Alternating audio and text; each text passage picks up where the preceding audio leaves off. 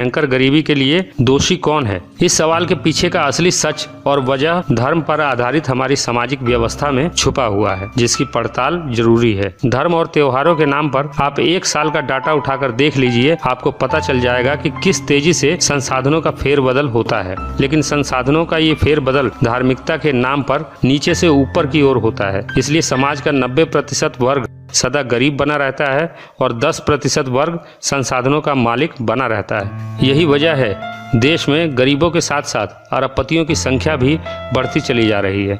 धर्म के नाम पर हर साल देश के कीमती संसाधन खरबों रुपया, मैन पावर कैसे बर्बाद किया जाता है, इसका उदाहरण मैं आपको देता हूँ।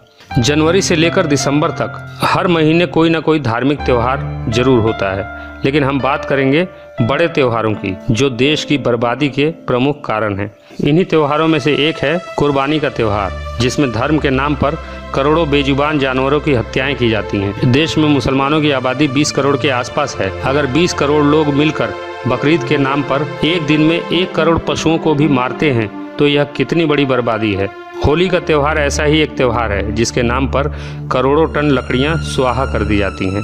होली के बाद नवरात्रि के नाम पर 9 दिनों में भंडारा, जागरण और देवी पूजा के नाम पर संसाधनों की जबरदस्त बर्बादी तो होती ही है, साथ ही नवरात्रि के बाद बची हुई करोड़ों टन पूजा सामग्री नदियों और तालाबों को बर्बाद करती हैं। फिर इन नदियों की सफाई के नाम पर देश की गरीब जनता के खून पसीने की कमाई से करोड़ों का बजट पास किया जाता है। और हैरानी की बात है कि नवरात्रि का ये त्यौहार साल में 2 बार आता है। साल में लगभग 15 ऐसे बड़े त्यौहार भी होते हैं जिनमें बड़े पैमाने पर देश की नदियों को बर्बाद किया जाता है। गणेश चतुर्थी, विश्वकर्मा पूजा, छठ पूजा जैसे त्योहारों के बाद तो नदियों और समुद्री किनारों का बुरा हाल कर दिया जाता है। इन सब के साथ हर साल कई रथ यात्राएं भी होती हैं। हर साल होने वाले 10 दिन के दशहरे में देश का कितना श्रम और संसाधन बर्बाद होता है, इसका अंदाजा आप इसी बात से लगा सकते हैं कि केवल दिल्ली की 15 रामलीला कमेटियों का 10 दिनों का बजट 1050 करोड़ से ऊपर है। दशहरे के आखिरी दिन रावण दहन के नाम पर संसाधनों में आग लगाकर जो प्रदूषण फैलाया जाता है, उसे और भयानक स्तर पर दिवाली का त्योहार पहुंचा देता है। एक दिन में अरबों खरबों रुपयों को पटाखे के नाम पर आग में झोंक दिया जाता है। संसाधनों की यह भयंकर बर्बादी घोर गरीबी को जन्म देने के लिए काफी है। काल्पनिक ईश्वर और उसकी नकली किताबों की झूठी कहानियों के नाम पर एक साल में लाखों करोड़ रुपयों को बर्बाद कर दिया जाता है। इस बर्बादी में संसाधनों का जो जबरदस्त फेरबदल होता है, उसके परिणाम स्वरूप समाज का शोषक वर्ग और ताकतवर होता जाता है और समाज का एक बड़ा वर्ग वंचित बना रहता है। इसलिए शोषक वर्ग ऐसी शोषणवादी धार्मिक व्यवस्था को स्थायी बनाए रखने के लिए बड़ा जतन करता है। लोगों में धार्मिकता बनी रहे, इसके लिए धर्म की कट्टरता पर जोर देता है। इसका परिणाम यह होता है कि धर्म के नशे में धुत लोगों की भीड़ हमेशा भीड़ बनी रहती है और भेड़ों की भीड़ से कभी समाज नहीं बनता, बल्कि समाज बनता है संवेदना, ज्ञान, सही और गलत की सामूहिक समझ और बेहतर भविष्य के निर्माण की ओर वैज्ञानिक दृष्टिकोण रखने से। इनमें से कोई भी तत्व आपको भेड़ों की इस भीड़ में दिखाई नहीं देगा। यही वजह है कि घोर गरीबी और अराजकता भरे माहौल में इंसानों की ये भीड़ भेड़ की तरह जीने की आदी हो चुकी है। भेड़ों की इस भीड़ को फर्क नहीं पड़ता कि कोई भूख से मरे या कोई कुपोषण से। देश पर विदेशी कर्जा बढ़ रहा है। आज के समय हमारे देश पर 32 लाख करोड़ का विदेशी कर्ज लदा हुआ है, जो हर साल 3 से 4 लाख करोड़ की दर से बढ़ता चला जा रहा है। इस भारी कर्ज का एक महीने का ब्याज ही 22,000 करोड़ रुपए होता है। देश पर हर साल चढ़ने वाले इस भारी कर्ज का कारण है ईमानदारी से टैक्स नहीं भरने की लोगों की प्रवृत्ति और राजनेताओं, उद्योगपतियों और धर्मगुरुओं का भ्रष्टाचार।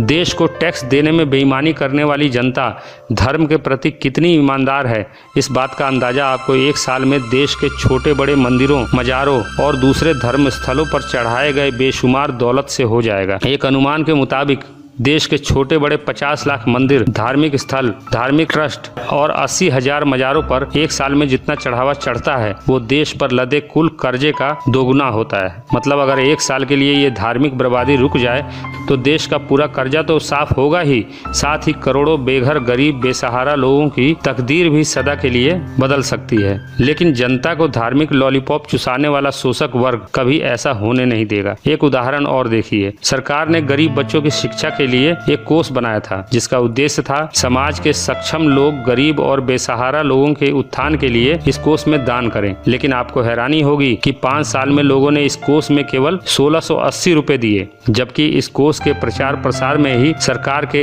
1 करोड़ 22 लाख रुपए खर्च हुए थे। ये है हमारे धार्मिक समाज की गरीबों के प्रति संवेदना। दूसरी ओर अहमदाबाद के उमिया माता के मंदिर में केवल 7 घंटे में 21 लोगों ने 5 करोड़ रुपए चढ़ावे में दान कर दिए।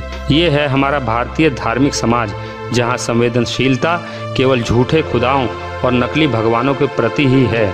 इंसानियत, प्रकृति और समाज के प्रति जनता की इस उदासीनता और बेरुखी की वजह क्या है? यहाँ गौर करने वाली बात यह है कि एक साल में लाखों करोड़ों रुपए के इस खेल से फायदा किसका होता है? सामाजिक धार्मिक व्यवस्था द्वारा धर्म के नाम पर सामूहिक रूप से की जाने वाली बर्बादी और राजनीतिक भ्रष्टाचार के कारण गरीबी कम होने के बजाय हर साल लगातार बढ़ती है। गरीबी से पैदा होती है बेरोजगारी, और गरीबी और बेरोजगारी मिलकर समाज में अशिक्षा का माहौल पैदा करते हैं, जिससे जनसंख्या बेतहाशा रूप से बढ़ती है। ये मुख्य समस्याएं मिलकर समाज को अराजकता, अन्याय, शोषण और अपराध के घिनौने दलदल में धकेलती चली जाती हैं। ऐसा समाज धीरे धीरे उपेक्षा और संवेदनहीनता के उस स्तर तक पहुंच जाता है जहां केवल 2 ही रास्ते बचते हैं, एक अंतहीन गुलामी या फिर क्रांति। देश की नियति बदलने के लिए आज आवश्यकता है एक क्रांति की, जो इस पूरी व्यवस्था को ही उखाड़ फेंके और एक नई व्यवस्था का सृजन करे, जहां आम आदमी अपनी बुनियादी आवश्यकताओं के लिए सरकारी मदद की भीख मांगने के बजाय स्वावलंबी बने और तिरस्कारित, अपमानित जीवन जीने के बजाय स्वाभिमान से जिए। एक ऐसी व्यवस्था जिसमें कोई भूखा ना सोए, कोई बेघर ना रहे, कोई नंगा ना रहे, पृथ्वी के संसाधनों पर सभी का बराबर हक हो, कोई नीच ना रहे, कोई ऊंचा ना बने, कोई दानी ना रहे, कोई भिखारी ना बने, कोई सती ना हो, कोई वेश्या ना बने, दहेज के लिए कोई स्त्री जलाई ना जाए, कोई स्त्री होने के कारण सताई ना जाए, गर्भ में ही वो गिराई ना जाए, जहाँ गोत्र ना हो, जाति का बंधन ना हो, धर्म की कोई दीवार ना हो, जहाँ भगवान के आलिशान घर ना हो, आम आदमी बेघर ना हो, बेबस ना हो, जहाँ किसी परमेश्वर का सवाल ना हो, जहाँ ईश्वर के दलाल ना हो। एक ऐसी व्यवस्था जिसमें भय, भूख और भ्रष्टाचार ना हो, आतंक, अन्याय और अत्याचार ना हो, किसी औरत से बलात्कार ना हो, और जहाँ मानवता बौनी और लाचार ना हो। आपको हमारा यह वीडियो कैसा लगा कमेंट बॉक्स में जरूर बताएं, और हमारे इस चैनल को सब्सक्राइब जरूर करें। सदियों से फैलाए गए अंधविश्वास और कुरीतियों के विरुद्ध वैज्ञानिक चिंतन के साथ खड़ा यह चैनल दुनिया को समझने का आपका नजरिया बदल देगा।